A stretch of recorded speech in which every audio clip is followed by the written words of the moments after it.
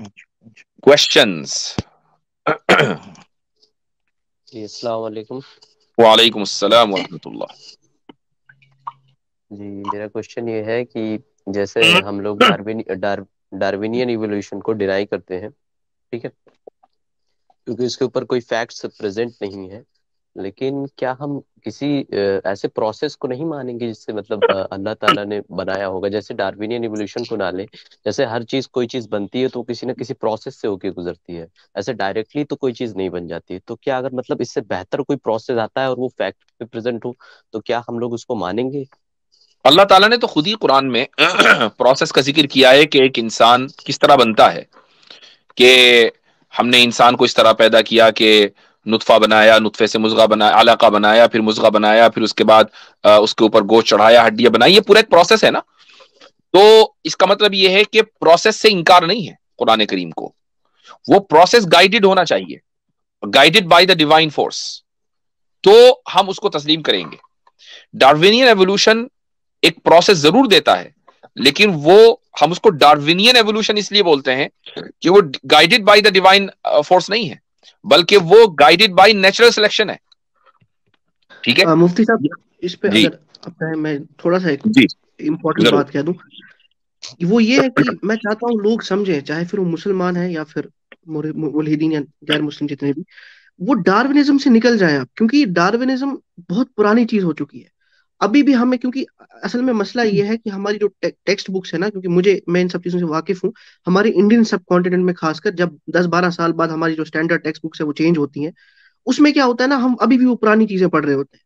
With in जो evolutionary biologist हैं, उनमें भी 10 to 15 किस्म के लोग पाए जाते हैं, साइंटिफिक फ्रेटर्निटी की मैं बात कर रहा हूँ, जो डिसएग्री करते हैं, जो डार्विन एवोल्यूशन को नहीं मानते। इसके बहुत रीजन है, क्योंकि डार्विन जो था उस वक्त, जब डार्विन आया था ना, 19th सेंचुरी में आया था वो, तब जेनेटिक्स पे कोई काम ही नहीं हुआ था। मेंडल जो था वो फादर ऑफ जेनेटिक्स है, वो उसके बाद आया। फिर बाद में जो जेनेटिक्स का एक अलग से वो जेनेटिक एवोल्यूशन जो है उस पे बहस हुई, आज उस पे बहस होती है।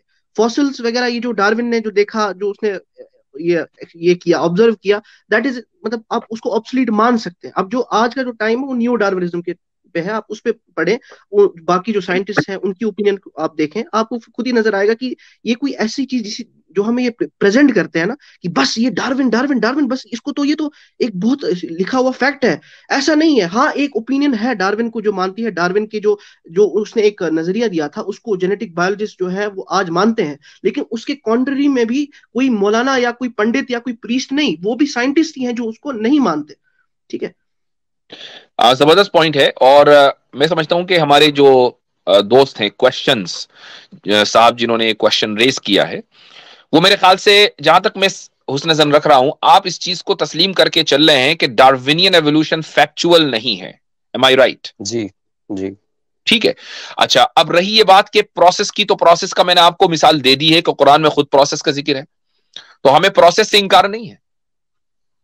नहीं नहीं जी, जैसे कि आपने बताया कि प्रोसेस डिवाइन होना चाहिए, डिवाइन द्वारा किया जाना चाहिए, लेकिन साइंस तो किसी ऐसी बात को तस्लीम ही नहीं करता ना। तो अगर ना हम करें बात ना। कर लें।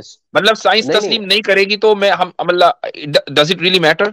साइंस ने आज तक के डार्विनियन एवोल्यूशन को गले लगाया हुआ है, लेकिन आप तो तस्लीम नहीं कर रहे। नहीं, मैं जी हजरत, एक मिनट, एक बात, साइंस क्या नहीं तस्लीम करती? नहीं नहीं जी, जैसे कि कोई डिवाइन डिवाइन फॉर्मेशन। इंटरवेंशन। है ना? हाँ, एक नहीं, डिवाइन इंटरवेंशन से मुराद इनकी क्या है? देखिए, ये बड़ी गलत फहमी इन्होंने की, इनकी बात से मुझे लगी है। इस डिवाइन इंटरवेंशन, एक एक क्लिप मैंने बनाया है कि जो है ना, एक ऐसा सवाल है, एक ऐसी चीज है कि आप जब ये कहते हैं कि डिवाइन इंटरवेंशन, उससे मुराद नाउजुबिल्लाह को हाथ आते हुए, को काम करते हुए, जिस तरह फैक्ट्री में उस तरह नजर नहीं आते। अल्लाह का पूरा सिस्टम है। वलकद आता कुल्ला शैइन खल्कहू सुम्मा हदा। उसने हर चीज को अपनी तखलीक दी है, उसको ऑटोमेटिक सिस्टम के ऊपर डाला है, वो तखलीक होती है। इसी को डिवाइन इंटरवेंशन। साइंस ना डिवाइन इंटरवेंशन की तरदीद कर सकती है, ना जो इस्लाम ने कॉन्सेप्ट पेश किया उसकी तरदीद नहीं कर रही अभी तक। वो अपनी अपने ताई एक कोशिश, एक थ्योरी, एक अल्टरनेट तो देने की कोशिश कर रही है, और उस पर भी कायम नहीं है अभी तक। और ये थ्योरी ऑफ बिल्कुल। एवोल्यूशन सवाल तो बहुत बाद में आने चाहिए, कि इंसान जी जो जी है, जी जी। सबसे पहला सवाल ये है कि देखें, जो एवोल्यूशन हुई है, प्रोसेस है, सब इंफॉर्मेशन से शुरू हुआ है। रॉयल सोसाइटी ने $10 मिलियन का अभी तक एक रिवॉर्ड रखा हुआ है कि कोई बंदा ये हमें बता दे कि नॉन लाइफ से सिंथेटिक लाइफ तक वो स्टार्ट करके बता। पहले कहते थे डीएनए कैसे क्रिएट हुआ, असल सवाल पता है क्या, origin of life. Theory of evolution तो बहुत बड़ा हमारे साथ मसला ये हुआ अमूमी तौर पर, ये हमारे मुसलमान या जो साइंस से ताल्लुक रखते हैं वो फ्रूई मसाइल, जिसको हम कहते हैं ना सेकेंडरी इश्यूज, फ्रूई मसाइल के ऊपर चले गए। थ्योरी ऑफ एवोल्यूशन फ्रूई मसला है, असल मसला है ओरिजिन ऑफ लाइफ। ये डीएनए के अंदर इंफॉर्मेशन कैसे गैदर हुई, और डीएनए और आरएनए इनका आपस में क्या कॉम्बिनेशन है, क्या डीएनए से पहले आरएनए एग्जिस्ट कर भी सकता है या नहीं, ये एवोल्यूशनिस्ट ने अपनी तरफ से बीच में शोशा छोड़ा है कि डीएनए से पहले आरएनए था, आरएनए कैसे सरवाइव करता था डीएनए से पहले, वो ये वो सवालात हैं जो थ्योरी ऑफ एवोल्यूशन के पास भी जवाबात नहीं है।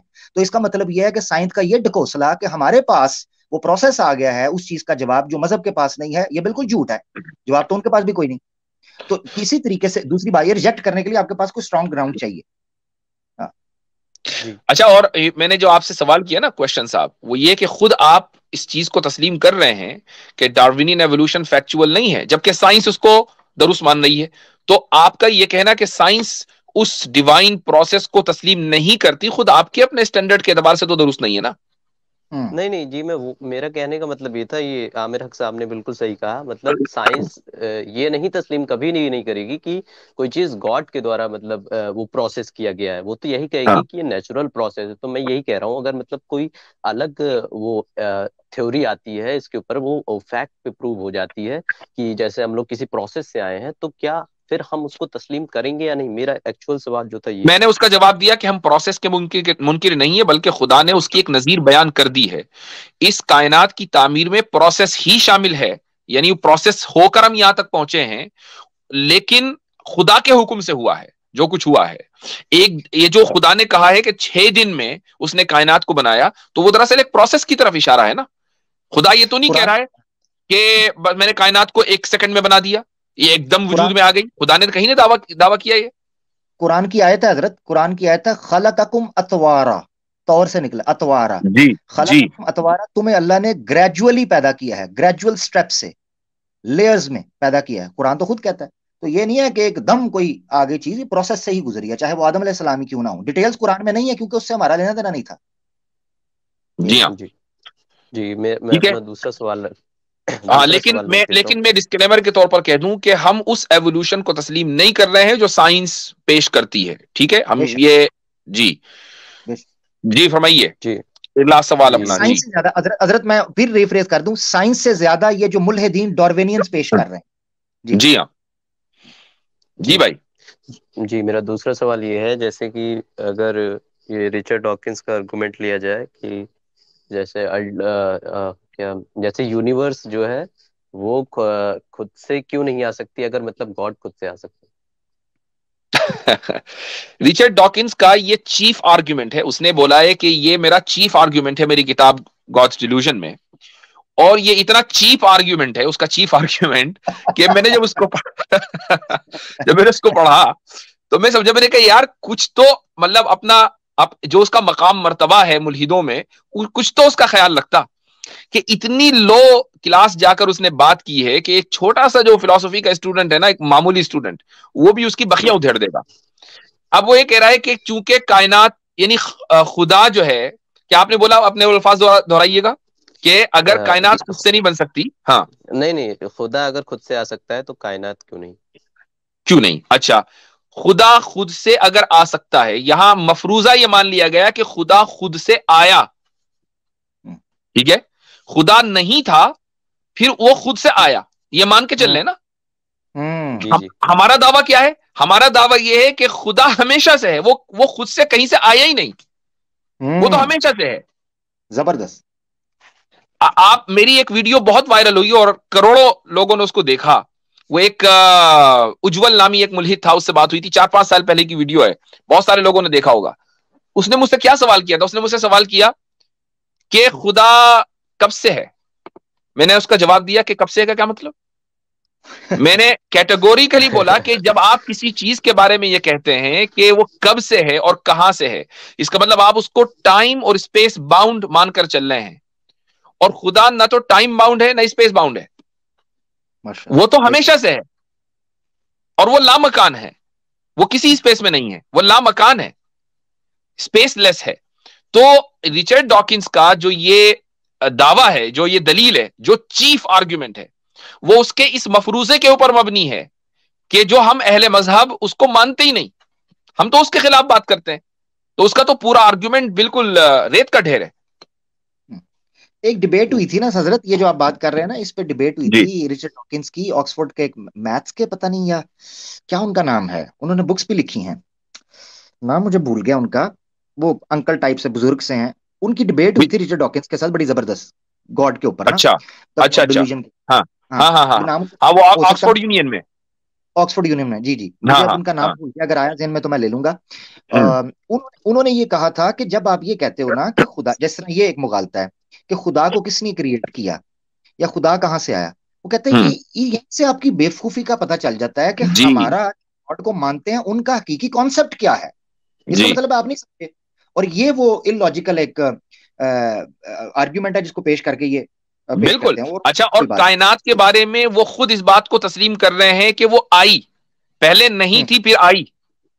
ठीक है, तो कायनात को आपने तस्लीम कर लिया कि पहले नॉन एग्जिस्टेंट थी फिर उसका एग्जिस्टेंस हुआ, और खुदा के बारे में हम ये कह रहे हैं कि वो एवर एग्जिस्टिंग है, नेसेसरी बीइंग है, वो कभी ऐसा नहीं था कि नॉन एग्जिस्टेंट था और फिर एग्जिस्टेंस में आया। तो दोनों में जमीन आसमान का फर्क है। फिर आप दोनों को एक दूसरे के ऊपर, यानी दोनों के दरमियान एनोलॉजी करना, इससे बढ़कर हिमाकत नहीं है ये। और ये जनाब का चीफ आर्ग्यूमेंट है अपनी किताब में, जो मिलियंस ऑफ कॉपीज जिसकी सेल हुई हैं। जी जी, जॉन अब लेनेक्स वो नाम है, जॉन लेनेक्स नाम है मह उनका, सॉरी, जी। जॉन अच्छा अच्छा, लेनेक्स, हाँ, वो देख लें। ठीक, जी ठीक है जज़ाकल्लाह। जनाब, चलें, शुक्रिया बहुत बहुत। ओके।